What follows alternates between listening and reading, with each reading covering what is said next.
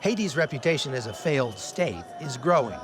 In January, its last 10 elected senators stepped down, leaving the Caribbean country without a functioning government. The result is anarchy as armed and violent gangs rule the streets. Jimmy Cherizier, whose street name is Barbeque, is known as Haiti's most powerful and feared gang leader. In his neighborhood, called La Saline, he's the closest thing to law these people know. Barbeque considers himself a community leader.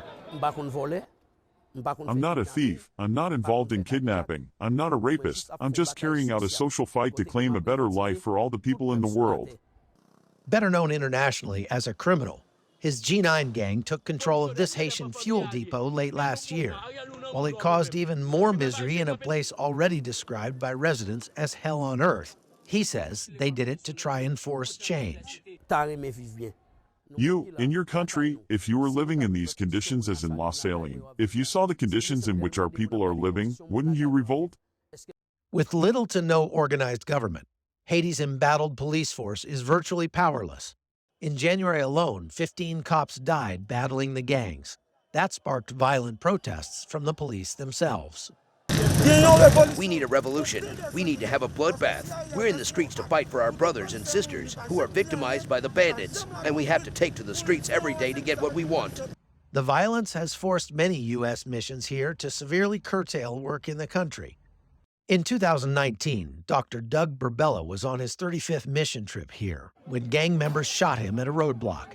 At the time, Burbella thought his life was over. I just want you to know I love you, and I love you, Michael. Michael, I want you to be a pilot. Don't ever give up that dream. Live for the Lord. Miraculously, he's made a full recovery, although his Haiti ministry is stalled because of the situation on the ground. We're almost out of food, so we generally feed thousands of kids every day, and we can't get a shipping container from the shipping port up to the northwest. It's impossible right now. Gas stations are closed, so even if we had access to a truck and it made it through the roadblocks, we can't even buy fuel.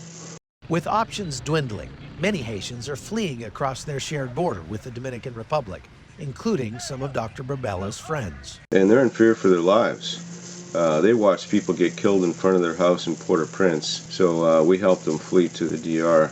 Today, nearly 25% of the total population of the DR is made up of Haitians, over 2 million of whom are there illegally. What you see here is the main border crossing between Haiti and the Dominican Republic, where I'm standing. A lot of people come across here during the day to shop in this buffer zone between the two countries, and they can come and go at will if they like, but if they want to go any further into the DR, they have to have a special visa. That's getting harder and harder to obtain because there are so many illegal immigrants inside the Dominican Republic. It's become too costly for them, and they're taking a very tough stand on those illegal crossers to the point that they're actually building a wall like we see on the U.S. southern border. The United Nations recently called for military intervention in Haiti, but the U.S. has already intervened here 19 times in Haiti's history without much to show for it.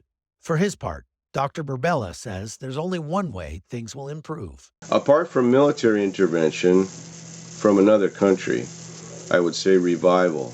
A good old-fashioned revival would be the only thing I could see that could turn this country around.